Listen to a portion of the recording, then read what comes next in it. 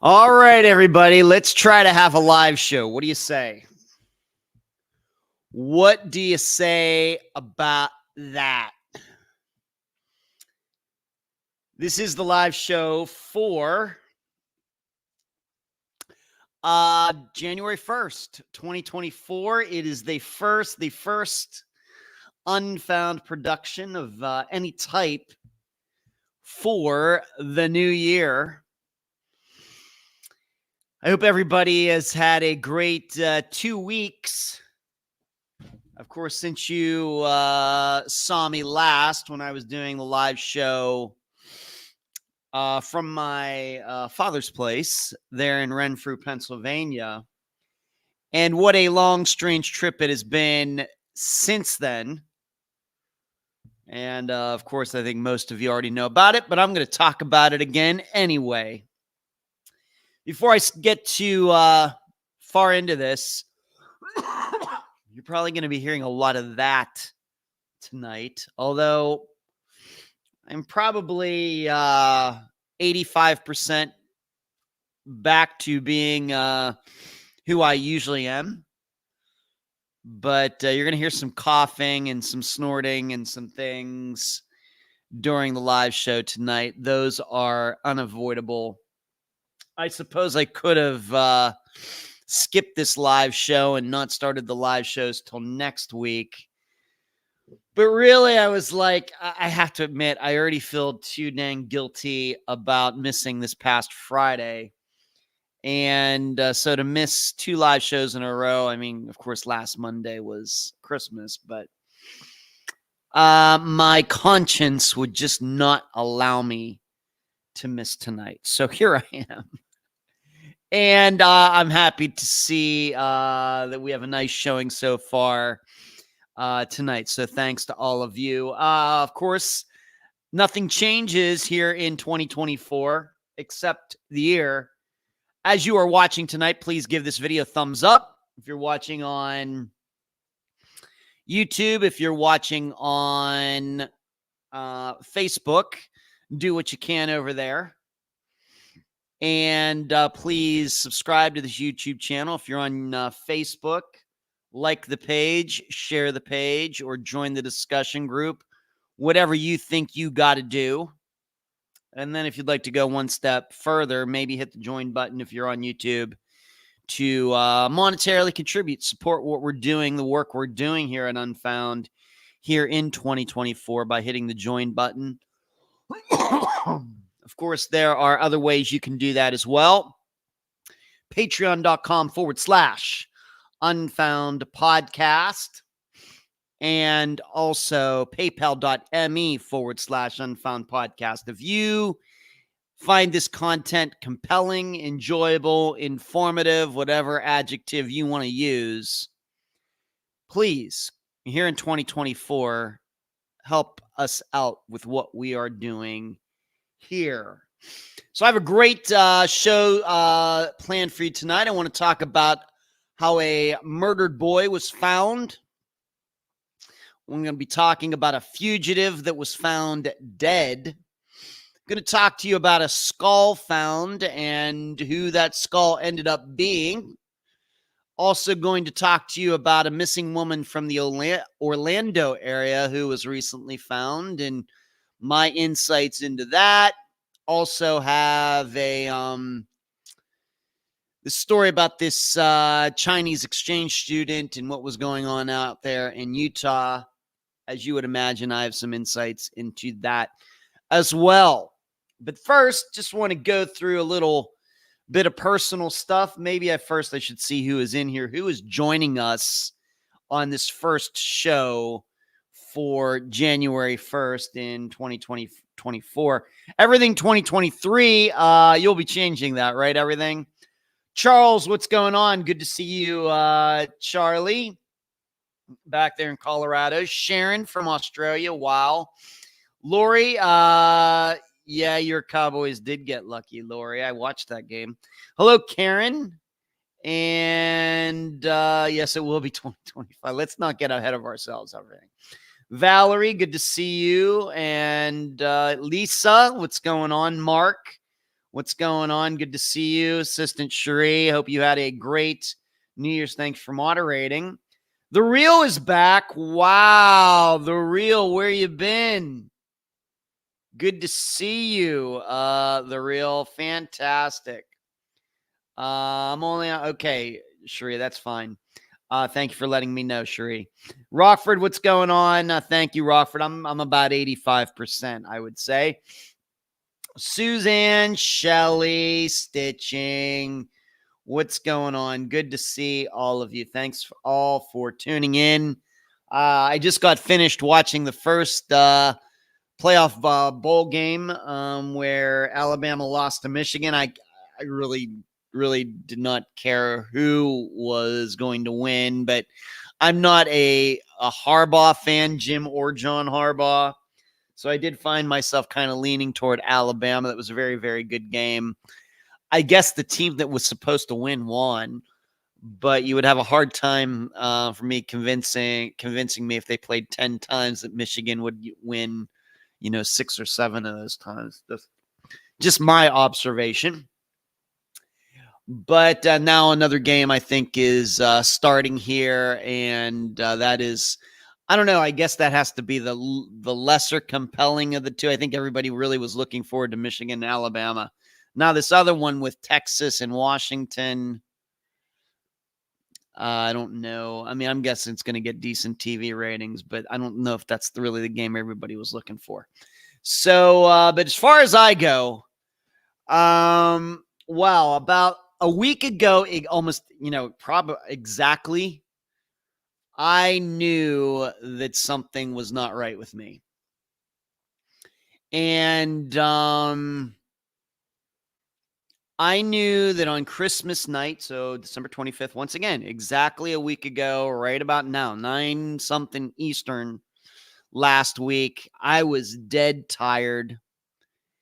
And I went to bed on Christmas night, like I said, 9:30. And all of you know me by now. That's not really my schedule. Not even when I'm home with my dad is that my schedule. I pretty much still the same kind of sleeping habits. Going to bed at 12:30, 1 a.m., not getting up till like 9 or 10 or 11, dare I say.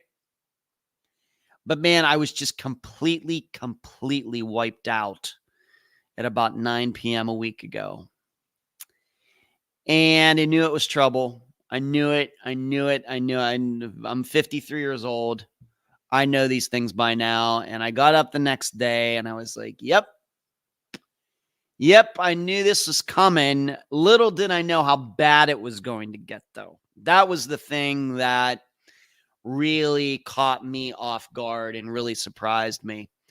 And I ended up writing most of the update episode that Tuesday, even though I knew that I was getting sick. But my thinking was, you know what? I'll get this done. This will probably go away in the next 24 hours, and I'll be able to record all this on Wednesday, even at the latest Thursday, and everything will be fine. That was my thinking. I'll just have to work through this illness and get all this information, all these updates that I want to do for the update episode, get all this done. And then I can go sit on the couch, lay on the couch, go back to bed, take whatever, drink whatever, ride it out for the rest of this day. I don't have anything else to do. And in 24 hours, this will all be gone. But nope, it only got worse from there. It only got worse. And in fact, you maybe even said that me trying to work through it on that Tuesday morning into afternoon last week might have even made it worse. Maybe. And the big thing was that between that Tuesday, when I got up on Tuesday, and me flying back to Florida on Friday, I only slept about 10 hours, maybe. I could not sleep. And as I've talked about, if there's anything I do well in my life, it's sleep. I could not get to sleep. And I just kept checking my pulse, and I was like, no wonder. My pulse was like up to like 100 beats a minute. I mean, my body was fighting something really, really hard. And so I was going through these waves of being hot and cold, hot and cold. I'd get under the covers. I'd be sweating my butt off. I'd get out of the covers, and then I'd have the chills, and it was horrible. And, Tuesday night, Wednesday night, I was just lying there either in my bed at my dad's place, or I went out and just sat on the couch and just blanking out. I couldn't fall asleep. I was just staring into nothingness. I was playing Christmas tunes on my phone. I had a couple World War II documentaries that I was watching or listening to, and everything else. Could not get to sleep. Like I said, I did sleep a little bit here and there, but to only sleep, like 10 hours, it might not even have been that. Between Tuesday, when I woke on Tuesday, until I flew back on Friday, no good. But I think it was just because my body just couldn't relax. You're not going to fall asleep when your heart rate's going 100 beats a minute.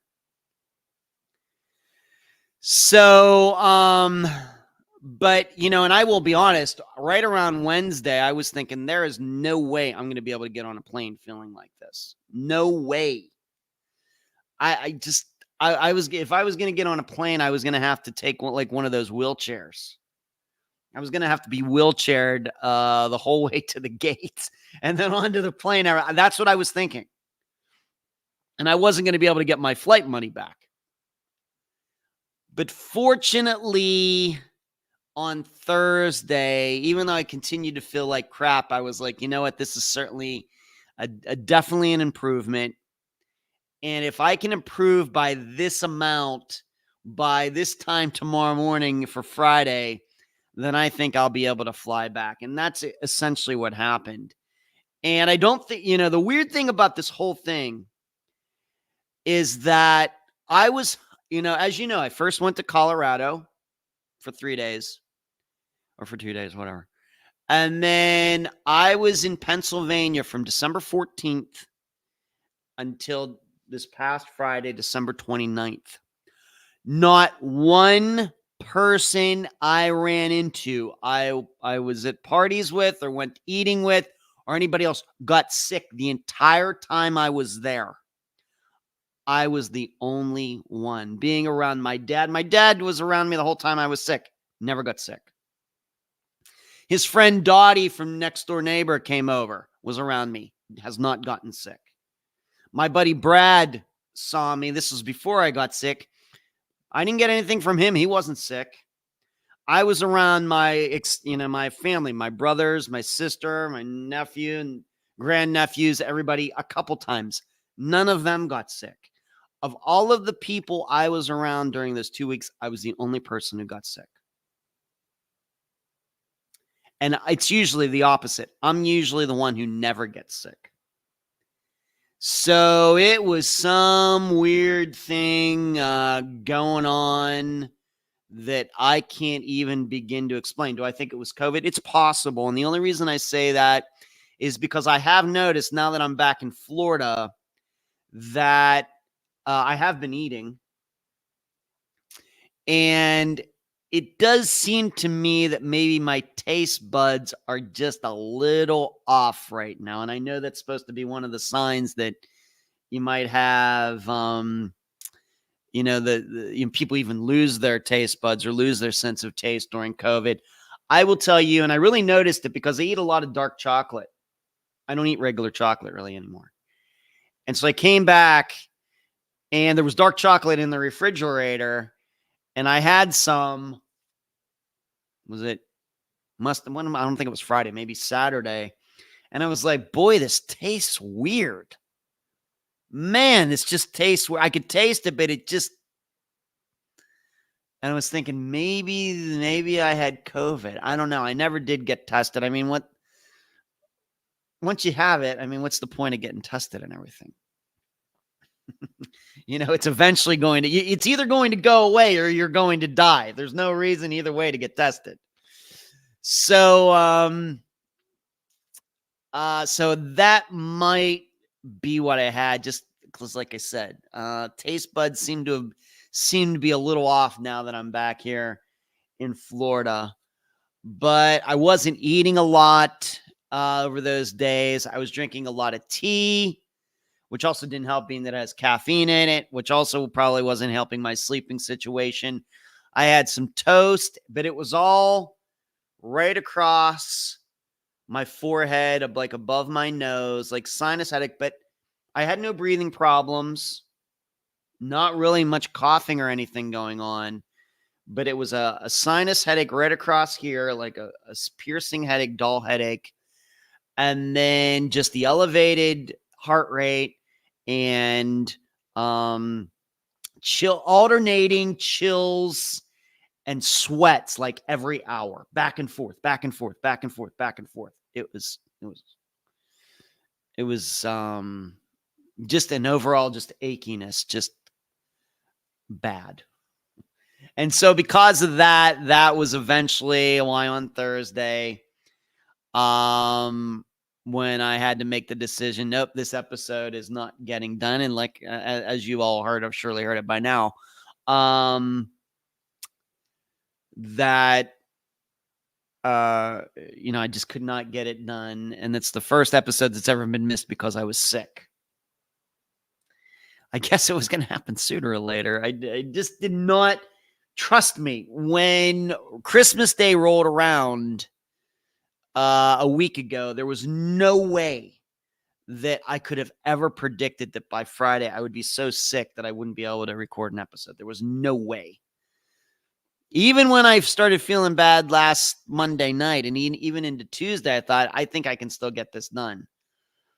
But once like Wednesday started, I was like, uh-oh, I think we're in trouble here. So, ended up making it to the plane. Really, there were no issues. Really, by Friday, I had enough strength and everything to be able to walk through the airport. And got on the plane. My brother picked me up. And I've just kind of just stayed kind of laid low, getting some work done. But you can probably tell I'm feeling pretty good, but I would still say I'm only like about 80, I don't know, 85% or something, probably like that. But it was a struggle. Just came out of nowhere. And I think what also didn't help was that somehow, before I even left on the trip, I ended up getting a skin infection. And it didn't look like anything, but just to touch the skin would be like a sharp pain at that spot. Anywhere around it was fine. Just in this, but I had cut myself there by accident, and it wouldn't go away. It would not go away, even though the skin looked fine. And it wasn't until I came back and I just happened to have, and so I'm thinking, could this have been part of it as well? That I just happened to have some amoxicillin from last year when I had teeth work done. I still have it. And it's my prescription. It's still, it's still within limits. It's still fine. And so as soon as I got back here, being that I thought I had a skin infection, even though it didn't look at it, I was like, man, the skin infection must be under the skin. Even though I was putting polysporin and everything on it, wasn't helping. I started taking this amoxicillin, 500 milligrams every 6 hours. It's gone. So somehow I got a small skin infection before I ever left Florida. I mean, that's a first. And then on top of that, I end up getting whatever that was, the flu, COVID, or whatever at the same time. And I'm wondering Is that the reason? Was my body already compromised in some way? Because once again, this skin thing went on for 2 weeks before I could treat it with antibiotics that I just happened to have here at home. So what a weird 3 weeks it's been. I mean, I don't, yeah, you know, just craziness. So that's been my life the last 3 weeks, and but I'm back. It's great to be back here in Florida. You don't even know how great it's been back to be. I mean, my dad and I got along great, but the last 4 days, of course, were a mess. You know, I got to spend a lot of time with him because I couldn't do anything. So I'm sitting there on the couch all day. He's in his chair. I'm over on the couch, like blanket up to my chin, and then taking all the covers off, then putting them back on, and taking them off, and everything. It was a mess. But at least with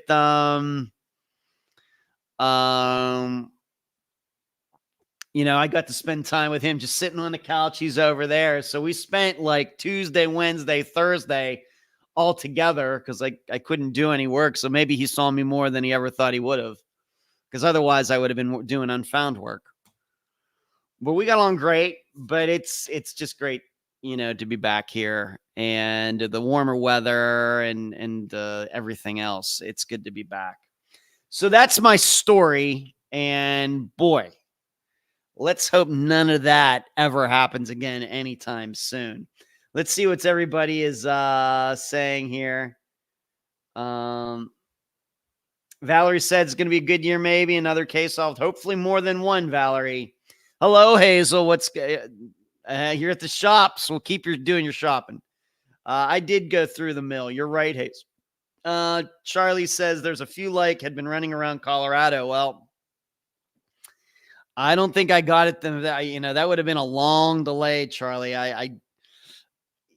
I'm thinking, Charlie, that I either got it at Bravo's when we all went out on I know you weren't there, but when we all went out on Christmas Eve, or maybe a day before that, somewhere in there. That's the best I can do.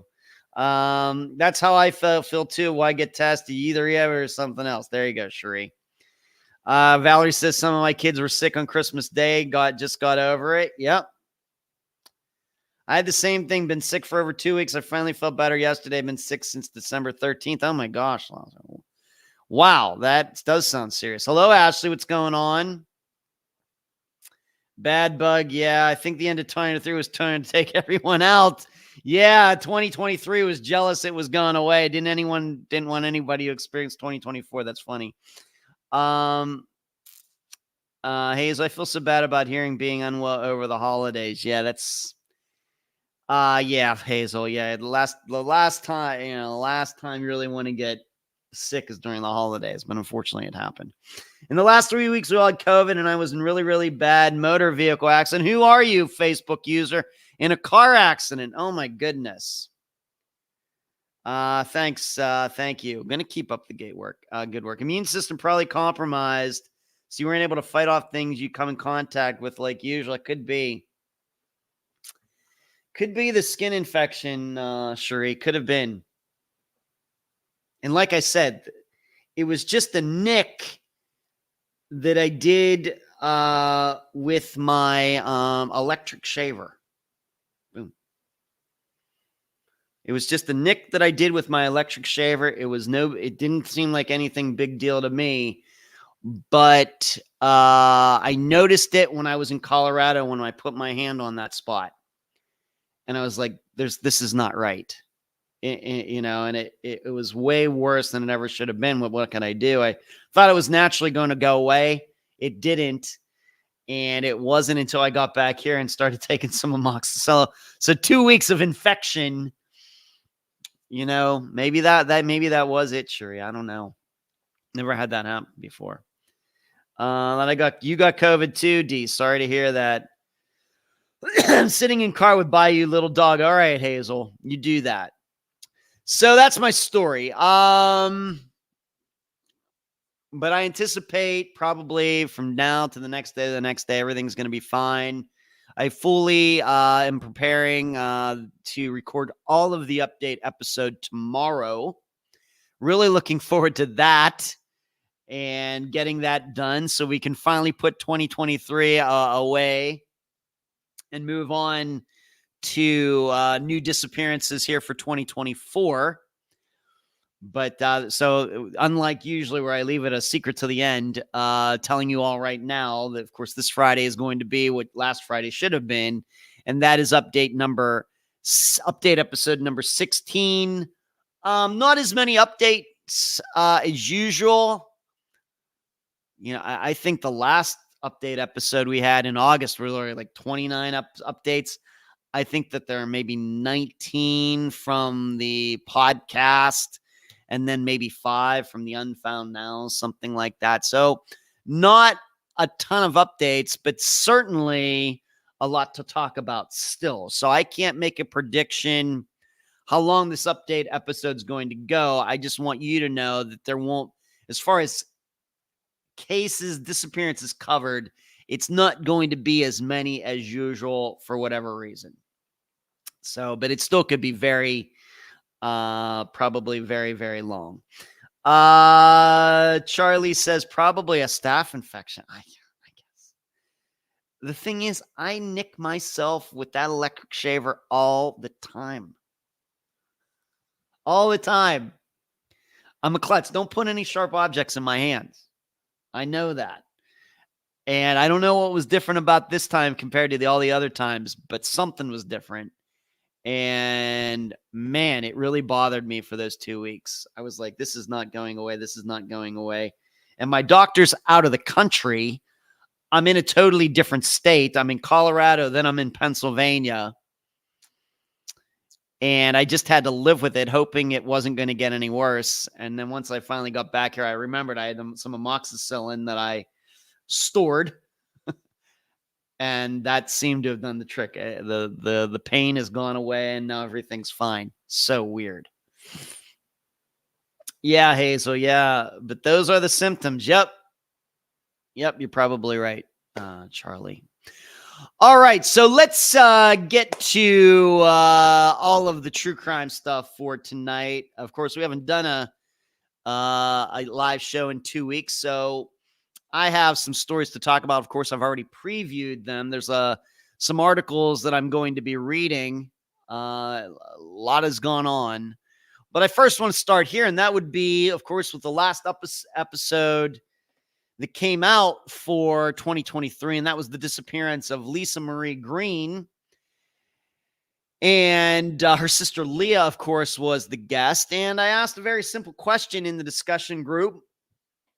And, of course, we talked about her disappearance in the think tank, patreon.com/unfound podcast. And in the discussion group, 2/3 of the people think that Jared is responsible for the disappearance of Lisa. Makes a lot of sense. Of course, she wrote about him extensively in that letter. I'm hoping all of you got a chance to view it either on Facebook or on the website, theunfoundpodcast.com, so you could read it for yourselves. And I want to thank Leah for allowing me to make that public. However, in the think tank, the results were much more mixed as far as what most likely happened to Lisa. Certainly could believe that Jared did something to her. But on the other hand, very well could be, given what Lisa was going through in her life and everything, we entertained the idea that, yes, she really did cause her own disappearance. And for me, I will tell you that it's one of those things for me where,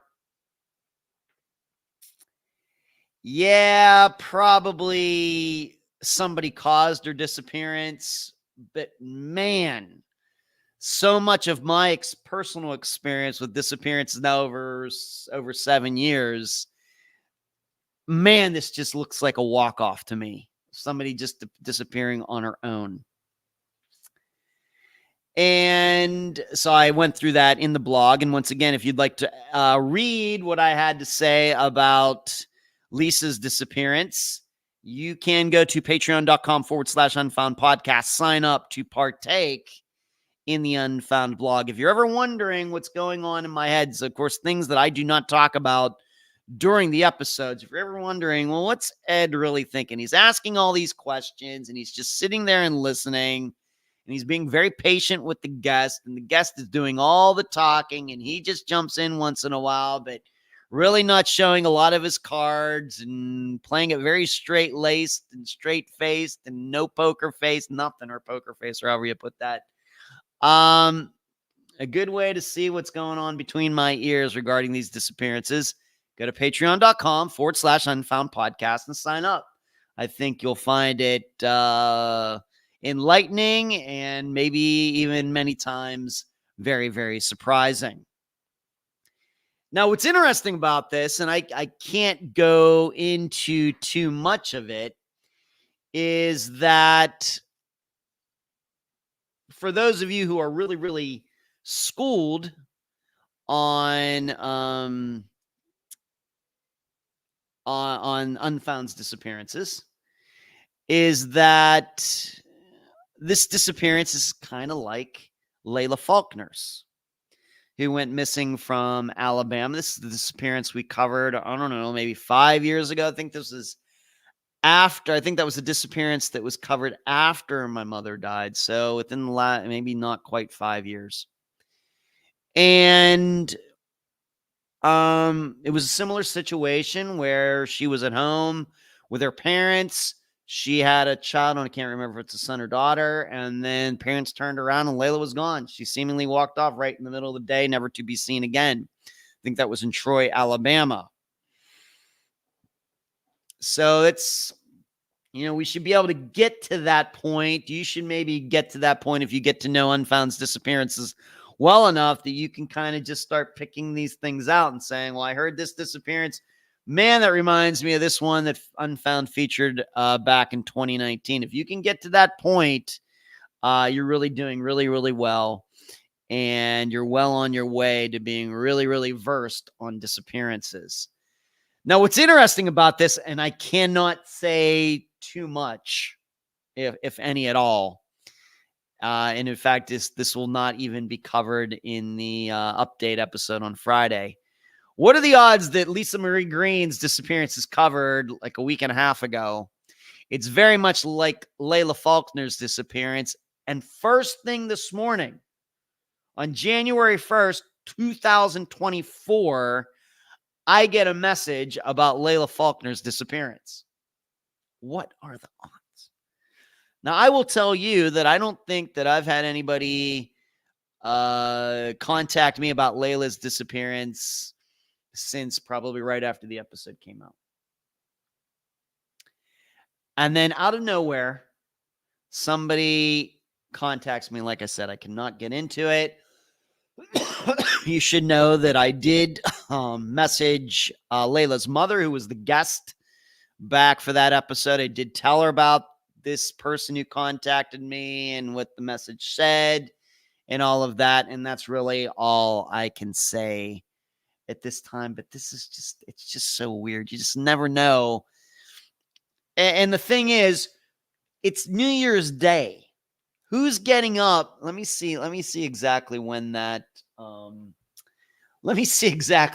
message came in. Let me check this. This is just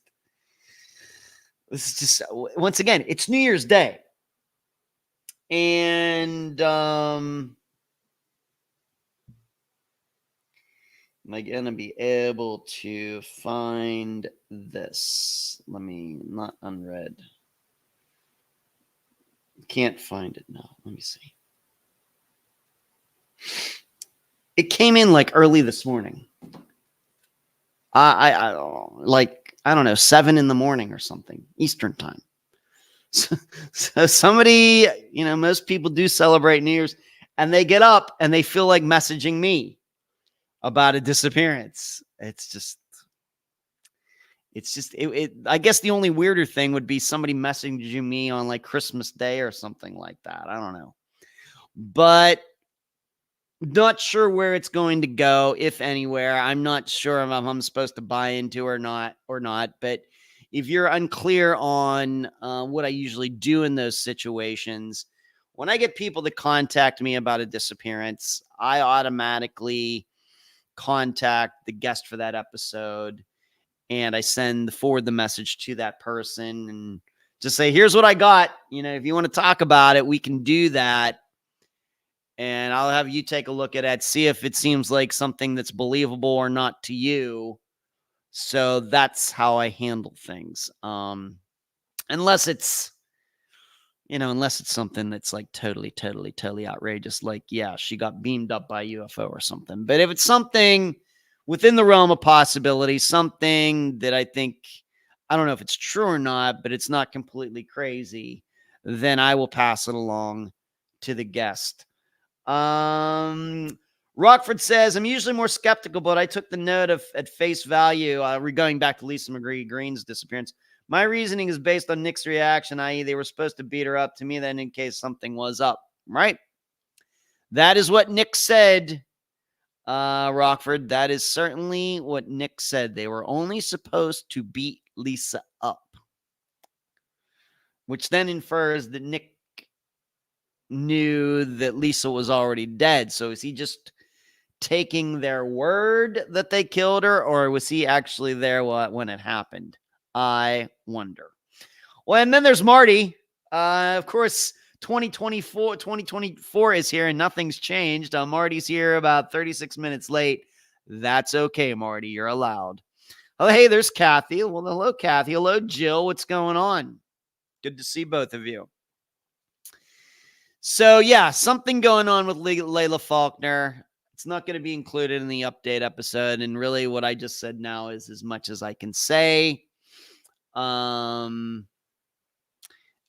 It seems to be connected to something that recently happened in the Troy, Alabama area. And that's all I really want to get into at this point.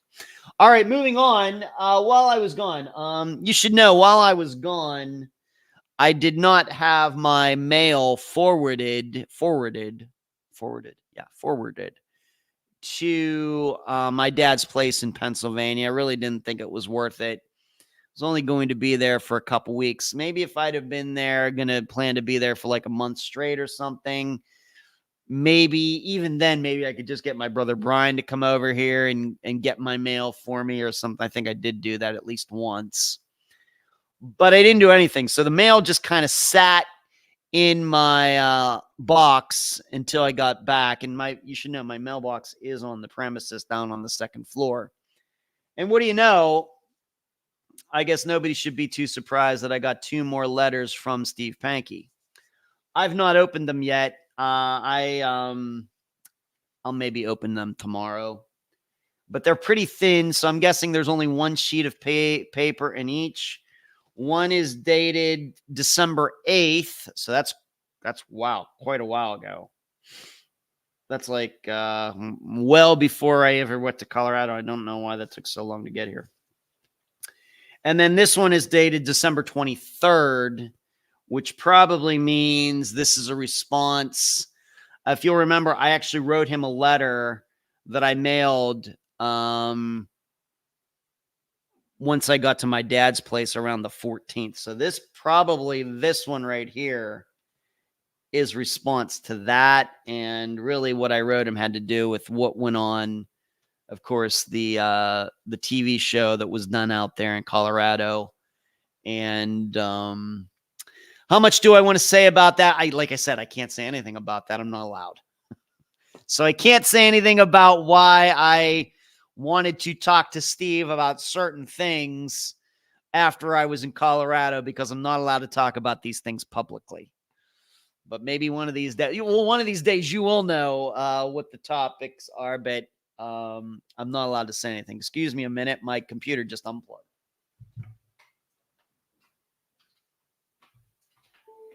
All right, there you go. So I got 2 more letters for him. One is going to be a little out of date. Like I said, December 8th and then December 23rd. I will get to those tomorrow. The dude is prolific. Of course, I did write him when I wrote that letter to him around December 14th, 15th, somewhere in there. That was like a 3-page letter typed out. So I had a lot to say. So there you go. Panky letters. Yes, Hazel, Panky letters. And maybe I will talk about them next week, depending on what they say. Moving on,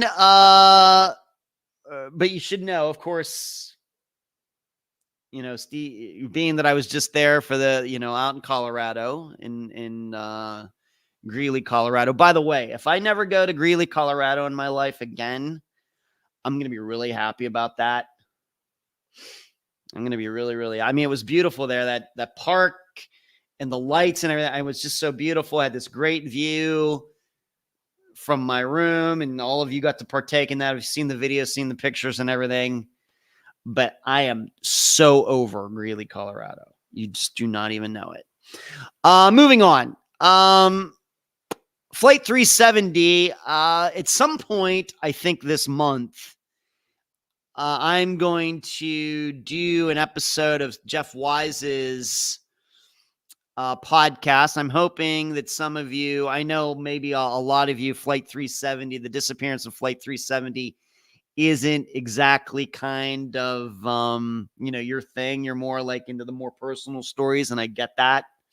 You're more into of course, the Murrays, Tom Browns, Jason Jolkowski's, Lisa Marie Greens, and those types of disappearances, and maybe the disappearance of a jet with a bunch of people on it and all the technical jargon that's involved in Flight 370's disappearance, satellites and all that other stuff. Maybe not really your thing. Totally get it. So if you haven't gotten into the podcast that Jeff is doing called Deep Dive, the disappearance of Flight 370, I get it.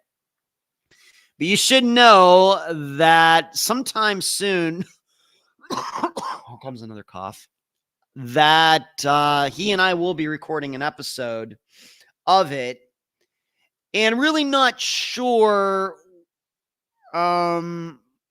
it's his show, so he gets to determine the agenda. I've told him, first of all, you should know, he asked me to come on to his show. I did not invite myself. I didn't say, like, you know what, I'd like to come on and talk about it. He actually brought it up first. I really, really thank him. In response, though, I did tell him, here are the particular things that I would feel comfortable talking about regarding disappearances and the principles of disappearances that can relate even to Flight 370. Now, you should know, though, that a couple years ago, I did write something that he ended up putting on his blog, jeffwise.net, regarding, you have to remember something. Some of you maybe forget this, that I used to be a stage manager for a magic show. I did that when I was in Las Vegas. I did that for about 4 years, roughly January of 2005 to about September, October of 2008. Pretty consistently, probably averaging 4 to 5 days a week where I would stage manage this magic show.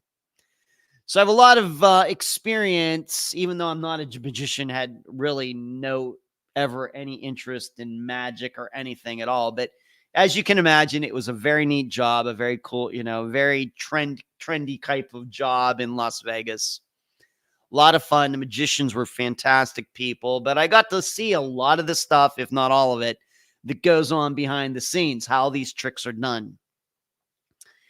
And in some cases, if the magicians were going to be bringing in a new trick or something like that, as the stage manager, I'd be there and would kind of work things out and where the prop's going to go and, cue it to the music and all this stuff. Of course, making sure so nothing messes up so the trick isn't revealed. I have a lot of experience in that area, even though it was like 15 years ago when I last did that. Well, what I did was a couple years ago when I wrote something to Jeff, I did explain the disappearance of Flight 370, not just from the standpoint of being, into disappearances and having covered maybe about 200 of them at that point, but also looked at it from a standpoint of a magician's trick. And that, what does a magician try to get you to do? It tries to, he or she tries to get you to look, to the left when all this the good stuff's happening on the right. And one of the other things that the way, in my opinion, the way magicians can pull off these tricks is that the public doesn't understand the amount of practice and the amount of engineering that goes into all of these tricks. I think that even for, in the magic show I was doing was not David Copperfield. All right. With these grand, huge things in these big stages. Even at the level that our magic show was, even though these magicians had been around the world, they'd performed on cruise ships and everything else, it was not that David Copperfield level. It was like a level below that as far as intricacy and the amount of money and things that have been put into the props. Even at that level, I was stunned at how tricky some of these contraptions and everything could be. Once again, when you get into magicians, nothing is as it seems. A bottle that just looks like a regular glass bottle is probably not a regular glass bottle. It just looks like one.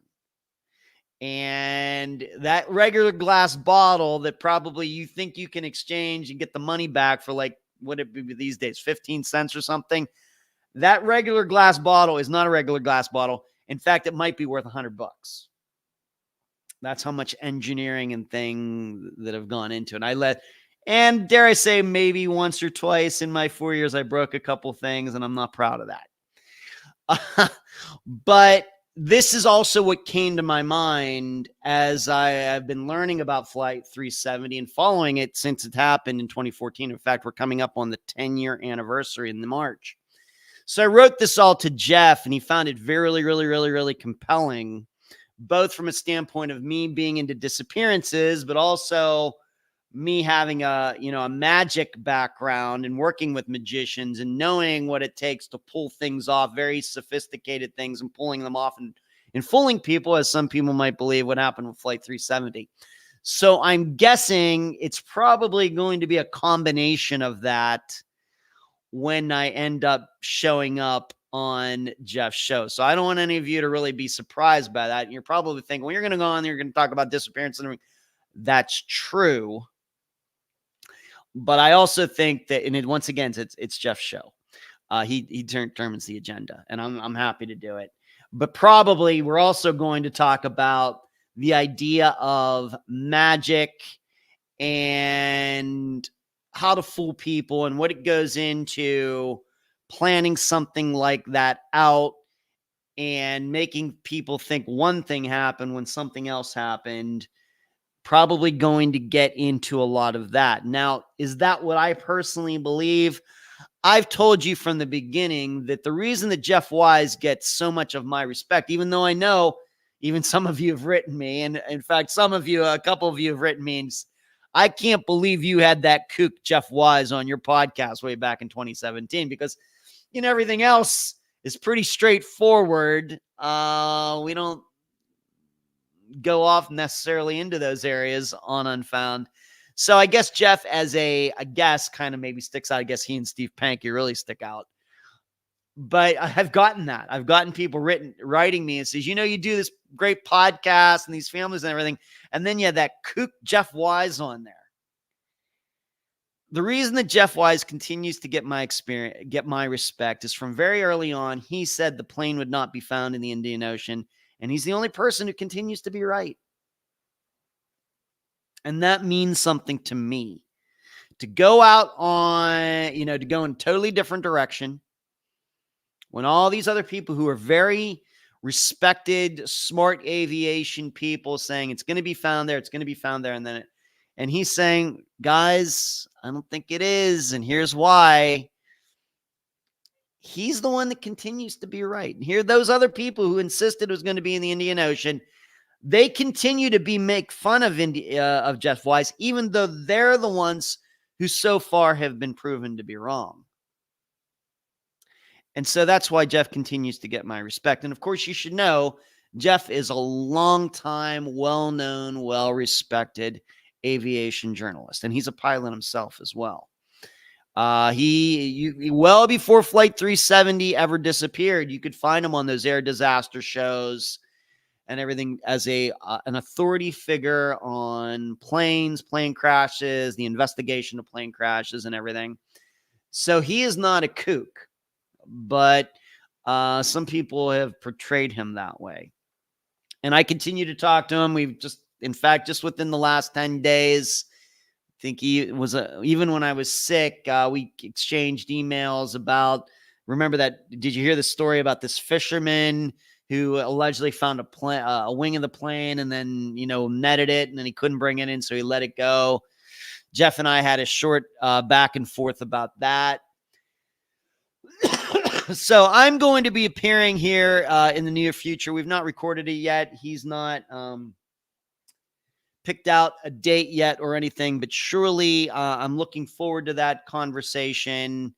And if you've not yet checked out, there are many episodes of his podcast now. The episodes aren't very long. They're like maybe between 25 minutes and 40 minutes, something like that. But if you've not yet checked out his podcast, Deep Dive, it is on iTunes and Spotify. And in fact, I think it's a YouTube channel. In fact, you can go on YouTube and you actually watch it as well if you want to do that. I would check it out, if only for the reason that yours truly is going to be on there in the near future, and maybe just don't want to like parachute into my episode and really not know how things have gone to that point. Maybe for that reason only, maybe want to check it out. So there you go. So what's everybody saying here? The Panky letters, yeah. Marty says Panky letters are always interesting. Who knows what he will come up with next? Yep, who knows? I'll get to them, and hopefully we can do that next week. That's what people that live in Greeley say too, Charlie says. Like, they can't wait. They don't want to go back, I guess. Yeah, I was, it's funny you mentioned that, Charlie. When I got driven back to the Denver airport that Thursday, the person, there's a business called the Greeley Express, and all it does is goes back and forth between the Denver airport and the Greeley area, picking people up, getting paid to pick people up, bring them, to Greeley. And just so happened that the guy was driving me to the airport that Thursday was actually the owner of the company. And he was talking about how since he had moved there, the Greeley's really gone downhill. The crime has really gone up, and drugs have really moved in and everything else. So, as I will tell you, maybe some of you even remember this. When I went there for the first trial in 2021, I had to walk across that same park with all the Christmas lights. I had to walk across that park from that hotel over to the courthouse. And I was stunned how many homeless people they had in that park.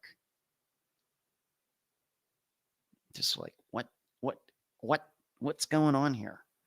So that's Greeley for you. Valerie says, Steve thinks he's your best friend forever. Little does he know, Valerie. I continue to talk to him for information purposes only. Everything Steve's in love. Oh, behave, everything. With himself, he needs attention as all, but I love the letters. So interesting. Well, we'll keep exchanging them, Valerie. Hazel says, I'm really intrigued with Flight 370. Well, then you should check that podcast out if you've not done so yet, Hazel. You can find it here on YouTube or on iTunes or Spotify. The episodes are not, like I said, there's probably like about 15 episodes out now, but they're not that long. So if you're really into it, I think you should check it out. Everything same to you as well. What about the magician on Flight 370? He made it disappear all right. That's not exactly what we're saying, everything. Shreeza reminding everybody, thank you. I can't see the with the StreamYard interface. I can't see the thumbs up. Shree's reminding all of you that we would like to see some more thumbs up, people. So please get to it. I'd appreciate it. Hazel says she just watched an interesting piece on Flight 370. Yeah. Marty likes 372. Lori Go Cowboys was 370 roughly 10 years ago. Yeah, 10 years this March. I went missing March 2014, Lori. So we're coming up on 10 years. Yes. 10 years. And I find the kook theories are always the most interesting. Keeps you thinking about the non-mainstream possibilities. Yeah, that's true, Mark. But as you also know, that I'm not when it comes to theories, I'm not much of an interesting guy. I just got to be who I am, and with the work that I do, I think a lot of you, and I get it. A lot of you probably a lot more prone to go down the rabbit holes because you find something so interesting as a coincidence and you go off on that tangent, everything. I just can't afford to really be like that. And so usually the word interesting when it comes to theories is not really the way I'm thinking. I may find something that's interesting as far as a particular fact or something, but when it comes to theories, I'm more intrigued by the ones that are really, really, just very straightforward, dare I say, almost boring, in contrast to the interesting ones. But that's probably just me because this, just what I do. Everything. I'll search for that podcast. Should be interesting, Ed. Yeah, the Jeff's podcast is called Deep Dive. Deep Dive came out in November. I will definitely look into the podcast. All right, Marty. Thank you. All right, let's get to all of these articles and this news. Where do I want to start? I want to start with this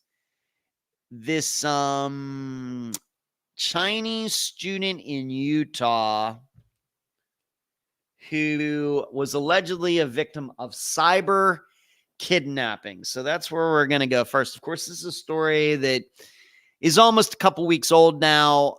But once again, since we didn't do a live show last Monday, now we'll do it today. This comes to you from Riverdale, Utah. Riverdale police said Sunday night that a missing 17-year-old foreign exchange student has been found safe and that he was the victim of cyber kidnapping. Kai Zhuang was reported missing Thursday, so this is like a couple weeks ago now. Police asked for the public's help to find him Friday and said he was considered endangered because Kai's family in China had received a ransom note and a photo of their child that would indicate he may have been kidnapped. When police responded to the residents of the host family Kai was staying with, they were unaware that he was missing, reporting that he'd been home that night prior and they had heard him early that morning. Riverdale Police Chief Casey Warren said Sunday that Kai was manipulated and controlled by cyber kidnappers who made him believe that his family in China was threatened and that the family had to pay $80,000 due to continuous threats from the kidnappers after seeing a photograph that made it appear that he was being held captive and was in danger. The Riverdale Police Department worked with the FBI and the U.S. Embassy in China, along with Chinese officials. Through their interactions, the police learned more about cyber kidnapping and how it could apply to this case, Warren said. The FBI briefed Riverdale police on multiple recent cases where cyber kidnappers targeted Chinese foreign exchange students. The perpetrators threatened the young foreign exchange students and their families while demanding ransom, telling the students to isolate themselves and while under duress to take pictures of themselves that make it look like they are being held captive and send them to their families, Warren said. Through obtaining bank records, purchases over the last month, phone ping records, and after discovering a recent encounter with police in Provo, who were concerned for Kai's safety after he attempted to set up a campsite.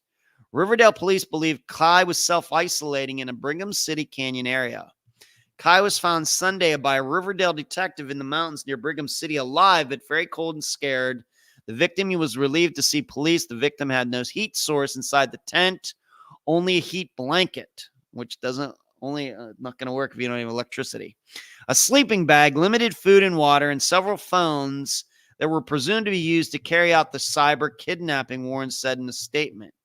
Kai was able to speak to his family, ensure him they were safe, and also given a warm cheeseburger on his way back to the Riverdale Police Department. I have to admit that when I saw this story, this did sound like some sort of scam. But I also have to admit that, and in fact, I mean, the story says what it says. It seems like this young man was not an instigator of this at all. But I have to admit that I was thinking, could this just possibly be that this kid was kidnapping himself? Was he just making it look like he got kidnapped in the United States or something? So his family would send him a bunch of money here in the United States, maybe so he wouldn't have to go back to China or whatever else. It seems that's not what's going on here, but I also have to admit that I've read this story. I'm just reading what was written.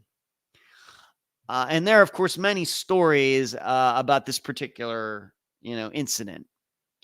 None of them are that clear. I'm still not sure how this all works.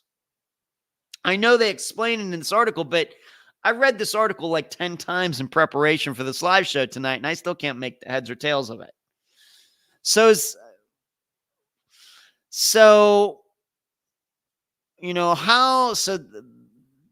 How did the cyber kidnappers even know that this Chinese exchange student isn't even in the United States? How would they know that? To me, this sounds like something that is originating not in the United States, but most likely starting in China. I realize when we start thinking about cyber terrorism, and many of you've heard about how there are hackers that will get into hospital computers and lock everybody out, and they'll hold a ransom, pay us, send it in Bitcoin to this address, and we'll let your system go. We know that those things happen, and I think there's a lot of reason to believe that these either the Russians or the North Koreans, or maybe just independent contractors, people working on their own, mostly outside of the United States, who are doing this. But something like this, if it's true that these cyber kidnappers are targeting Chinese foreign exchange students in particular, this just sounds like something that's originating in China. Because I can't figure out, how would some Russian hacker know that Chinese exchange? I suppose there's some database out there somewhere, but that seems a little really, really complicated to me. But I still can't figure out how this all works. Why did he took off because he was afraid, but then the family that he was staying with said there was nothing wrong with him. It's so hard to understand. I will admit, I'm still not sure we're getting the straight story on this. I have to admit that because the way it's written, I just can't figure this out. Cyber kidnappers. So they convinced Kai that he needed to go off and isolate himself, or what? They were going to come and kill him? Or they were going to go kill his family in China? That seems unlikely too. You should know that, as you could probably guess, the murder rate in China, at least the maybe I need to put it this way, the on the record stats for murder in China. The China murder rate is not that high. Of course, we know how they manipulate things over there. It's just hard for me to visualize how you put something like this together. Who's paying what? The family's going to pay the money to the kidnappers, and then the kidnappers are going to tell this kid that it's okay to come back to, how they said he had all these phones. Well, where did he get these phones from? Were they sending him them in the mail? What was he telling this family that he was staying with? Why did they have his address? On and on and on. The questions continue to go, and it just sounds so smelly to me. So I'm just wondering if I know many of you know this story. I don't know if you know that this was the resolution to it. I think a lot of you saw that there was this 17-year-old Chinese exchange student in Utah who was missing. And you might have also read that it very well could be that he was kidnapped or being held against his will or anything. Well, he wasn't being held against his will. I guess he was being held against his will over the internet. Is this kind of like the catfishing that's done? We hear so much of where young people, mainly underage people, they meet somebody and they end up sending inappropriate pictures. And it ends up being that the person's getting the pictures is like a 34-year-old who still lives in his parents' basement. And then this guy threatens to make them public unless these kids, send them, figure out a way to send them a bunch of money. Is this what we're talking about? It just doesn't quite sound like that either. So I think this story is fishy.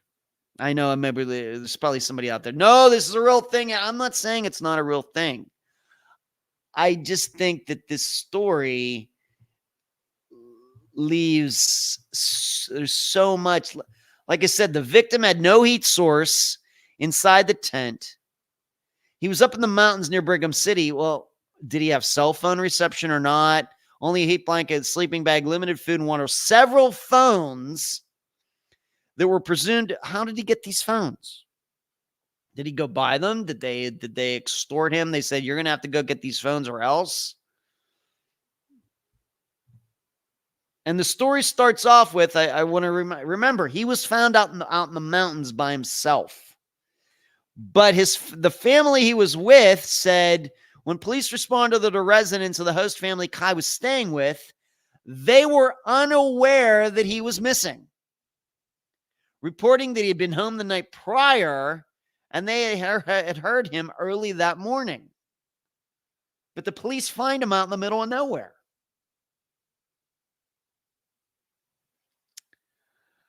I don't know.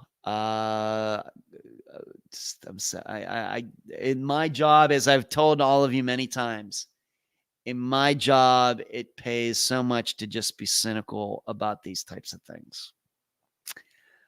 So I can't get away from the idea that Kai might have been an accomplice in this, not necessarily the instigator, but maybe an accomplice, a co-conspirator in this somehow or some way. So there you go. That is the first story that I wanted to pass along to you.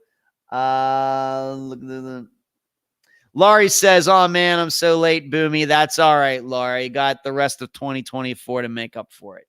Sheree, I believe it is a scam where neither family was aware or involved. Okay. So maybe the cyber kidnappers are telling Kai's family in China one thing. They're telling Kai, of course, something totally different. So it's like these people on the internet, I don't know. Once again, how did they track these people down? How do they even know what to do? How do they know these secret forms? It just seems like you need to know a lot of information about these people.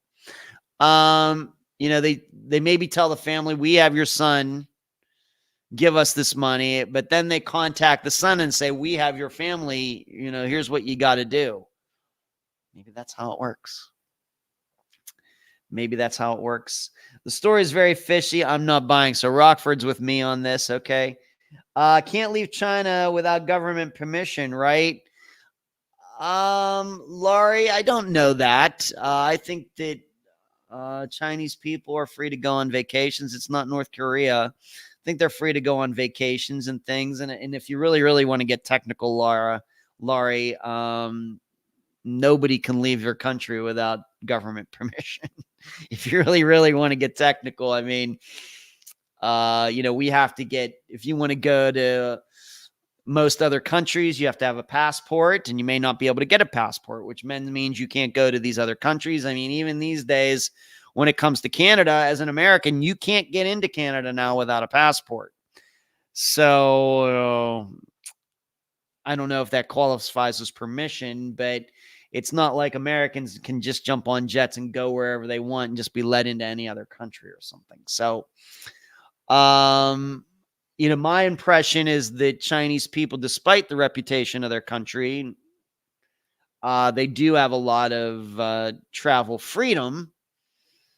But we also know, as if maybe you've seen some of these stories, that it seems more and more that the Chinese government does have people here in the United States that are spying on people who used to be in China but now live here. Maybe they're not necessarily Americans yet. They might be here on visas or green cards, whatever you want to call it. And the Chinese government is keeping very, very close eyes on them for whatever reason. So there's that. And in a visa, thank you, everything. Cherie saying, I'm saying I think Kia came up with this plan. All right. So we'll put another one in the very suspicious of this story camp along with Rockford. All right. I'm just reading the stories, giving you some insight, my best understanding of these things. Of course, as you all know, we heard a lot of, if you've been a long time listener of Unfound, we hear a lot of crazy stories. And this is one of those things that I went back, as I talked about a couple weeks ago, that I think I can talk about in trying to communicate with the production company while I was being interviewed for this episode of the series that's going to come out about the murder of Jonah Matthews. One of the things I had a hard time communicating to the people, mainly the director, and there were one other person who questioned me, trying to convey this kind of weird world that I live in. The weird life that I have given the work that I do. It was very hard to kind of convey that to them. But this kind of story like this kind of falls right in line with kind of what we do, because we hear these outrageous stories. We don't know if they're true or not. Pick a disappearance. I mean, there's a lot of disappearances that we've covered where maybe there haven't been that many crazy stories, but we've had a lot of disappearance with a lot of crazy stories as well. So this is why it pays to be cynical. All right, moving on. I want to talk now about this, the real Chinese university students studying in Australia are monitored in a multitude of ways. Yeah, that's what I'm talking about, the real. Once again, the real, it's so good to see you in the chat tonight. I hope you're doing well down there in Australia. Once again, the real says Chinese university students studying in Australia are monitored in a multitude of ways. I know. I believe it, the real. I believe it. All right. I want to talk about this woman who went missing in Orlando some years ago and now has been found. A dive team in Florida claims to have found the body of a woman who went missing 11 years ago.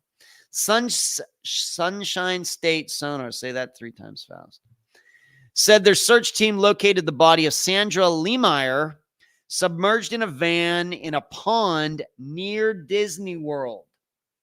The group posted photos and videos of a red van being pulled from the pond in Orlando. Now, you should know, in preparation for this live show, I did go Google Street View, went to the very spot where this van was pulled out of, and I'll have a little insight into that in a moment. According to police, Leemeyer was last seeing her grandmother's home in Orlando in 2012. Police said she was on her way to Kissimmee to meet a man she had met online through a dating service. People said she frequently met and dated men through the internet. So, of course, this all sets it up. Well, maybe she went to meet this guy and something bad happened. Makes a lot of sense.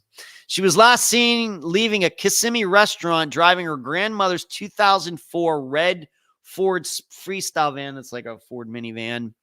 Orlando police confirmed in Fox News Digital that a 2004 Ford van was found in a body of water on World Drive on Sunday. Osceola Sheriff's deputies and the Orange County Sheriff's dive team assisted in the response. Police are working to identify the remains found inside the van. When questioned by Fox News Digital, police would not comment on whether or not the body was Sandra Leemeyer. Officials said the Florida Highway Patrol is handling the traffic crash investigation. A preliminary report by the Florida Highway Patrol states that a Ford Freestar van was traveling on the state route 417 southbound exit ramp to World Drive when, for unknown reasons, the van's driver ran off the roadway and entered a retention pond, kind of like Esther Westenbarger. As a result of the crash, officers stated that the van became completely submerged. The specific time and date of the crash remains under investigation. Leemeyer's son, Timothy Leemeyer, mourned his mother on Facebook. It looks like she took an exit ramp a little too quick and went straight into the water, Leemeyer wrote. What hurts the most is me thinking about if she suffered or if she knew that she was trapped and couldn't get out. It kills me to even think that she knew she was going to pass. I don't know how to take it. Just wish I could have had a chance to say goodbye to her, continued. The medical examiner's office will provide an update once they have positively identified the deceased, police said. So I went and took a look at this location. And the best I can do without having the map in front of me and everything is that, now, first of all, maybe we should take a look at this just from a disappearance point of view. Had this been an unfound disappearance that we got to, of course, before it was solved. So we have this woman. She was there in Kissimmee. She's with the van. She and the van go missing. But she was known to meet new men online. Of course, we know that's risky. I'm not saying that she was into anything illegal like prostitution or anything, just by itself. Especially for women, meeting new men online is dangerous. Okay, we know that. But we also know that a high percentage of the time, although, there are exceptions, but a high percentage of the time, then when a person and a car go missing together, the longer that disappearance goes unsolved, the more likely it is that the car and the person are going to be found together. Now, the exception, of course, would be Eric Franks. On the other hand, we just recently had Donald Irwin. I'm going to talk about that in the update episode. Of course, we had Esther Westenbarger, and there are many others that Unfound is not covered, that where there was a resolution, the same thing, or it's a long time missing, the car's missing, the person's missing, and then boom, they're found together. So had this been an unfound disappearance, it should have been in our minds, yeah, it very well could be she ran into the wrong guy, but then we have to start thinking, well, then how did the vehicle go missing too? Does that mean that the guy took the vehicle? Did he kill her and leave her in the vehicle and push it into a body of water somewhere? That sounds kind of complicated. Not impossible, certainly conceivable. I don't know how possible, though. Could it be that, is there some other type of circumstance that we might try to visualize? Because what usually happens in these situations, if it were a theory that she went to meet a guy and he killed her, usually what happens is that the vehicle is found parked in some parking lot somewhere. That's usually what happens. Of course, that did not happen here. So we would have to look at it from that standpoint. Yes, maybe a guy killed her, but that van's missing.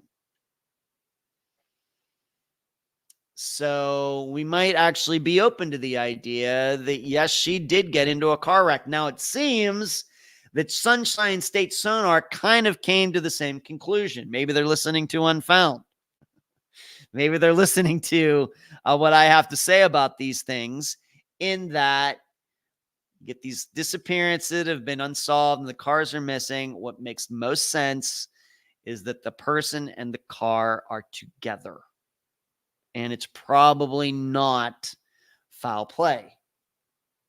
And so that is, I guess, eventually how they were just going retention pond to retention pond with this drone. Now, you should know, I did a Google, I went to Google Earth Pro and went back to like 2011, 2012 and took a look at this particular retention pond. You cannot see, at least with the resolution there, you cannot see any outlines of any vehicles in that retention pond. In addition, you can't see any tracks or anything like that. And I looked at updated photos like 2014, 2016, 2018. The van, the retention pond must be like the one that Esther Westenbarger went into, that it must have been, even though this retention pond that she went into is not very big, it must have been deep. Now, to explain how this happened, most likely, I think one of the key facts is that this retention pond did not have a fence around it.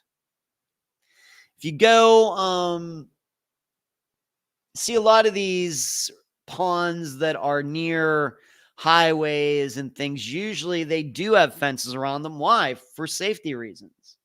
Not necessarily meaning that the fence is going to be able to stop a car that's going 60, 70 miles an hour, but a downed fence will let the police know that probably somebody did go into that retention pond. It's a good way to tell, it's somebody. Even if you miss the tire tracks and everything, you might miss the tire tracks and everything. You're not going to miss a fence that's been torn down by a car running through it.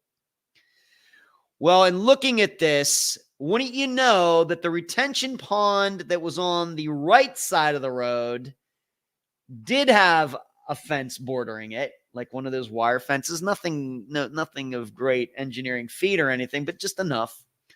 Whereas the retention pond that she went into did not have a fence around it.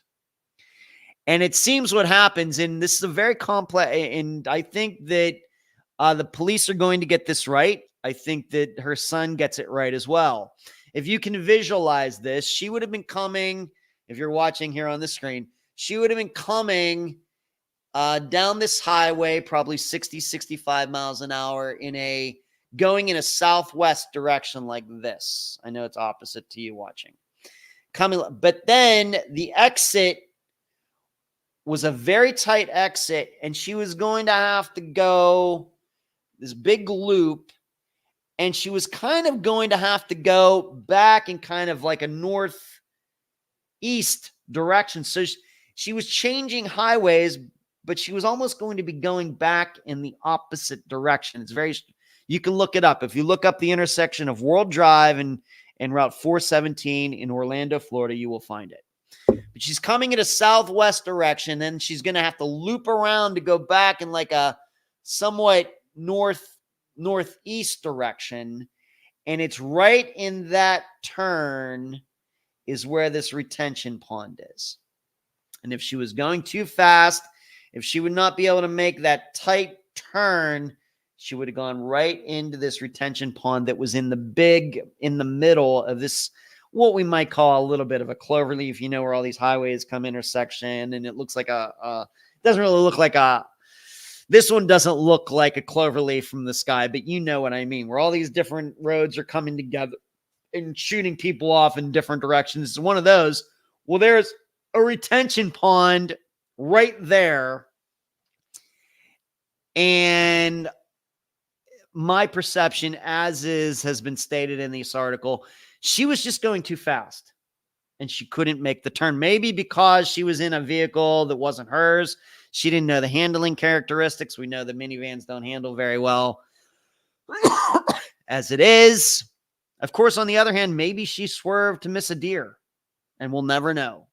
You'll never know that. Unless she hit it, you'll never know. And this is something that I continue to think about, like thinking about Audrey Heron's disappearance that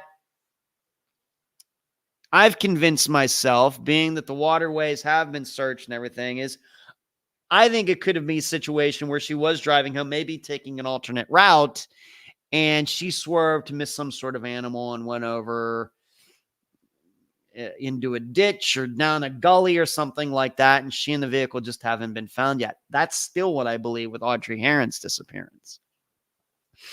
So it doesn't have to necessarily be speed induced. It doesn't have to be, a tight turn induced or anything like that. It very could just be a straight lane piece of road, and a deer jumps out, person swerves to miss it, and there you go, right off the road, never to be seen again. These things happen. Very, very, very sad. But in this particular case, although a deer could have been in that little bend there, that's some pretty bad luck. I just think probably she was going too fast. But still, it's one of those things. Had there been a fence around this retention pond, like is around the retention pond that's on the other side of the road, this disappearance would have been solved fairly quickly. I mean, I think she would have gone through the fence and still gone into the water and gotten killed, and still very sad. But somebody would have come along and said, you know what? The only reason this fence is down because a car went through here, and man, we're going to have to go look in this retention pond, and she would have been found pretty easily back in 2012. This is how these things work. This is just the little things that make a huge difference, just like when we go back to Esther Westenbarger's disappearance. I mean, really, what happens if they don't put a little chemical in that retention pond and clear all the muck out of it? She's still missing. It's crazy. It's so crazy how these things happen and how they get solved and why they don't get solved, and just fence here, no fence there can make all the difference in the world. It's crazy. So if you want to look that up again, her disappearance is on the Charlie Project. And once again, if you want to look it up, her name is Sandra Lemire, Lemire. If you'd like to go to this Charlie Project and see what has been on there all these years, what has been written about her. And then you can just do a search or Google search to find out what is now being said about her recovery. All right, moving on. Another disappearance that has been solved, and in this case, this is surely a murder that they're now going to have to investigate. This comes to us from Lake Tahoe. Human remains another one. Human remains found decades ago near Lake Tahoe have finally been identified as missing nurse Donna Lass, Lass. Lass was 25 years old when she was reported missing to South Lake Tahoe police in 1971. The Placer County Sheriff's Office said in a Facebook post, Lass was last seen on September 7th, 1970. I was a month and 6 days old when she went missing. She was seen walking with a young blonde man outside her apartment, according to a local newspaper clipping posted by the sheriff's office. The investigative leads surrounding the disappearance of Lass were exhausted, and the case remains unsolved. That is until an unidentified human skull was found off of Highway 20 near Interstate 80 close to Lake Tahoe in 1986, so 16 years later. In the decades since, the skull was kept preserved at the Placer County Coroner's Office. A cold case team was recently established by the Placer County Sheriff's Office and the District Attorney's Office to allocate additional resources to assist in the investigation of unsolved missing persons and suspicious deaths. The team recently sent the skull to the California Department of Justice for DNA testing. The California Department of Justice Bureau of Forensic Services was able to match the DNA of the skull with the DNA from a member of Donna Lass's family, which was obtained by the South Lake Tahoe Police Department for their missing persons case. This allowed them to identify the skull as the remains of Donna Lass. South Lake Police Department notified Lass's surviving relatives last week that she had been located. We are extremely grateful that this team effort was able to bring closure to the Lass family and are hopeful that the cold case detectives can continue to make advances in these cases. Lass's cause of death is unknown. Lake Tahoe police are continuing the investigation and ask anyone with information related to the case to contact detectives at cybertips@cityofslt.us. Now, here's what the Charlie Project page has to say about Donna's disappearance. Last disappeared from her job at South Lake Tahoe, California on September 6, 1970. She worked as a registered nurse at the first aid station at the Sahara Hotel Casino, and her last logbook entry was timed at 1:50 a.m. Her car was found parked near her apartment in State Line, Nevada, but nobody saw her leave the casino, in contrast to what was said before in the article that she was last seen at her apartment. So I don't know what to make of that. In 1986, Lass's skull was found off Highway 20 near Interstate 80 in Placer County, California. No other remains or evidence was located at the time. The skull was identified as Lass's in December 2023, almost 40 years after it was located and over 50 years after Lass's disappearance. Her death is under investigation. Now, of course, the big thing that comes to my mind regarding all of this, and I should say, Lass's disappearance, I think, once in a while has been brought up as a possibility for the Zodiac Killer. I'm thinking. I think that her name has popped up, maybe being on a couple lists here and there. I don't know if there's any proof of that or not. But so if you're hearing the name and thinking, man, that seems familiar, maybe that could be where you heard Donna Lass's name before. Now, I've known about her disappearance, but what I will tell you is I don't remember what the article says about her actually being seen at her apartment, being seen with a guy with blonde hair. The way I've always understood it is that she was last seen at her job, and that, yes, her car ended up at her place, but nobody actually saw her there. My understanding was always that she disappeared from the casino, not that she disappeared from her apartment. But this article seems to say otherwise. I don't know how to make heads. There's no way to, at least with this information, to resolve either of those. I'm saying, well, no, she was last seen at the hotel. No, she was last seen at her home with some guy with blonde hair. I don't know what to make of that. But where I want to go with this is that, why did it take this long? The skull was found in 1986. DNA testing has been around since the mid-1990s.